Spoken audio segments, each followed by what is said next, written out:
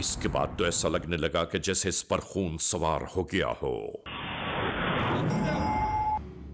और रात के इस पहर एक सुनसान और वीरान शाहरा पर आती हुई ये मोटरसाइकिल्स नमूदार हुईं। और इसके बाद अचानक ही चलते चलते ये मोटरसाइकिल रुक गई। इस शख्स ने इंतहाई अंदाजे चालाकी अपनाते हुए ये सब शुरू कर दिया। बाद इसने अपना दूसरा बयान जारी किया कि इन फसलों के पीछे ही मेरे दोस्त का घर है, वहां से चल के दूसरी मोटरसाइकिल ले लेते हैं। पहली बार शायद इस औरत को यह अंदाजा हुआ कि गलत राहों को अपना लिया है इसने शायद।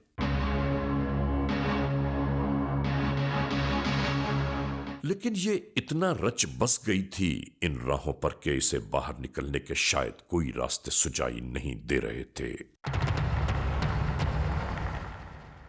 और नाजरीन, इसके बाद क्या हुआ हम आपको जरूर दिखाना चाहते हैं। इसी तरह फसलों की जानिब जाते जाते ये औरत ठिठक कर रुक गई।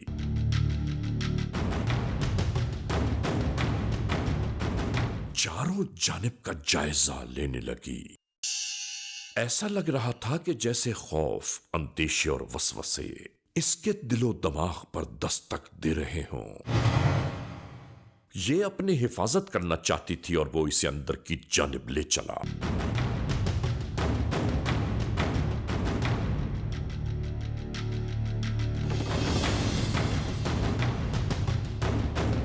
फसलों के अंदर दाखिल होने के बाद इसने एक नया तमाशा शुरू कर दिया।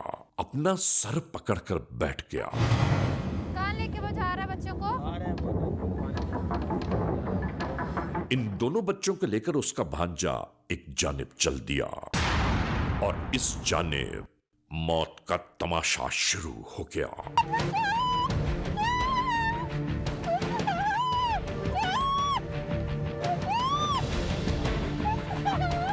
और आखिरकार इसके शिकंजे से यह न निकल सकी और मौत ने उसे आ दबोचा।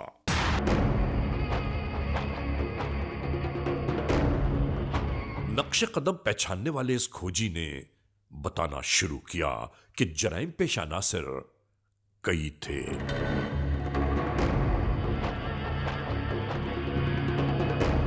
नाज़रीन, ये तरीक़े तफ्तीश बहुत पहले से चला आ रहा है। खो गए।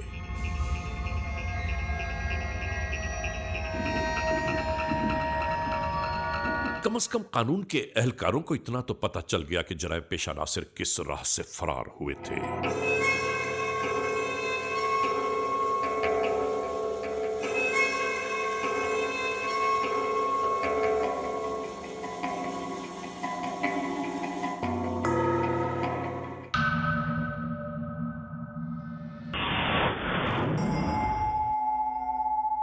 और तमाम अहवाल वाकई जानने के बाद कानून के एहलकार यहां तक आ गए।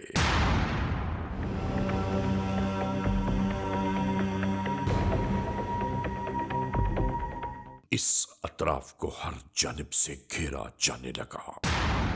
हर मुल्जिम यही जानता है कि वो हर खतरे से महफूज है और इस आदमी के जहन में भी शायद यही खन्नास होगा।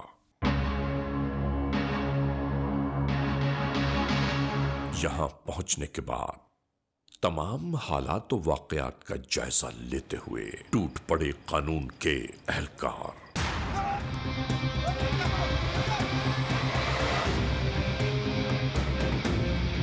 इसी दरमियान कमरे में मौजूद इस शख्स ने जैसे ही पुलिस एहलकारों को यहां देखा, राह फरार इख्तियार करने लगा। मैं कहता हूं जाओ।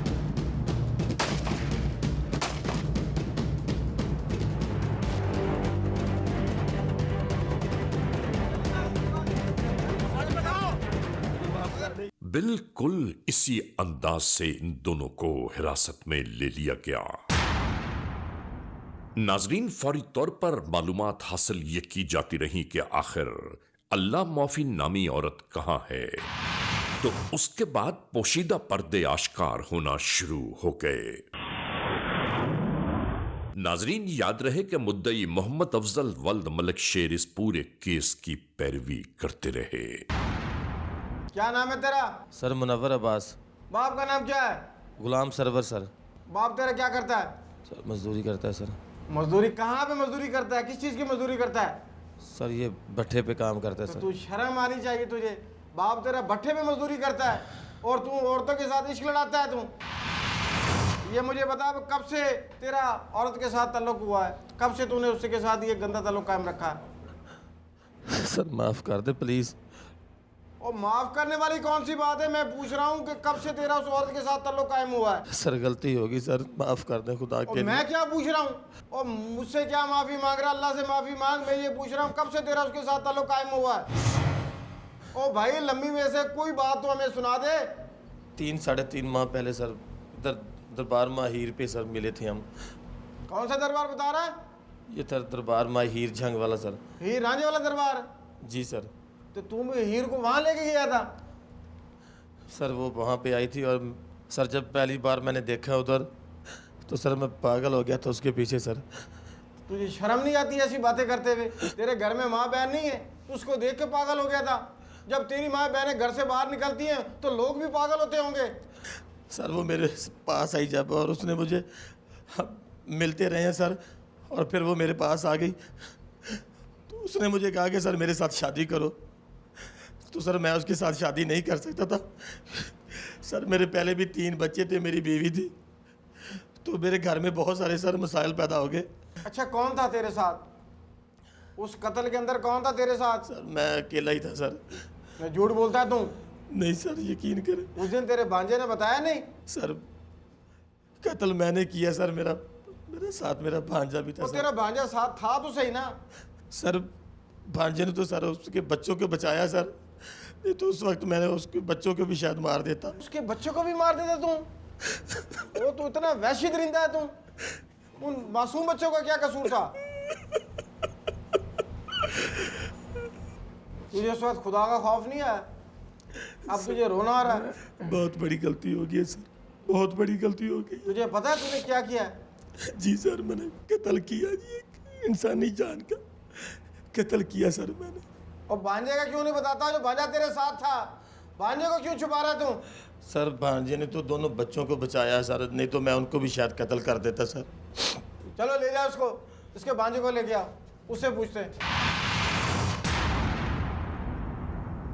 क्या नाम है तेरा? एहसानुल्लाह। बाप का नाम क्या है? सरवर। क्या करता है बाप तेरा?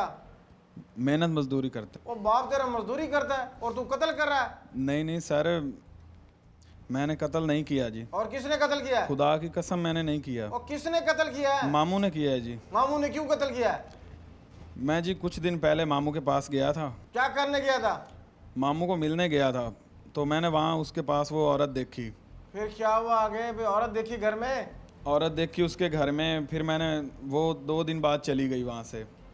फिर मैंने मामू से पूछा ये कौन थी? मामू ने कहा कि बस तुम छोड़ो इस बात को। फिर मैंने पूछा कि मामू ये कौन है? मामू ने कहा कि ये बस इससे मेरी दिल लगी है। अच्छा ये बता, तेरे मामू ने कैसे मारा था उस औरत? मामू ने गला दबाया था सर उसका। तो तू उस वक्त साथ था? सर उसने मुझे कहा, मैंने उनको रोका, मैंने कहा ऐसा काम ना करो, अंत हमने पकड़ा जाना है। मैं ये पूछ रहा हूँ, जब तेरे मामू ने उस औरत का गला दबाया तो क्या तू साथ खड़ा हुआ था? नहीं सर, मैं उनसे थोड़ा आगे था झाड़ियों में। झाड़ियों में क्या कर रहा था? तूने कत्ल नहीं किया, तू कह रहा है मैं उधर खड़ा हुआ भी था, मैं मामू के साथ भी था, मामू ने तुझे बताया भी सही, तू कहता है मैं कत्ल नहीं था। तू उस केस के अंदर बच नहीं सकता। सर मुझे माफ़ कर दें सर। कैसे माफ कर दूं? सर माफ़ कर दें। जिनकी औरत कत्ल हुई हुई, उनसे माफी मांग, अल्लाह से माफी मांग। ना तेरा मामू बचेगा ना तू बचेगा। ले जा उसको। दफा हो जा, निकल जा बाहर यहाँ से, बेशरम। Criminals Most Wanted.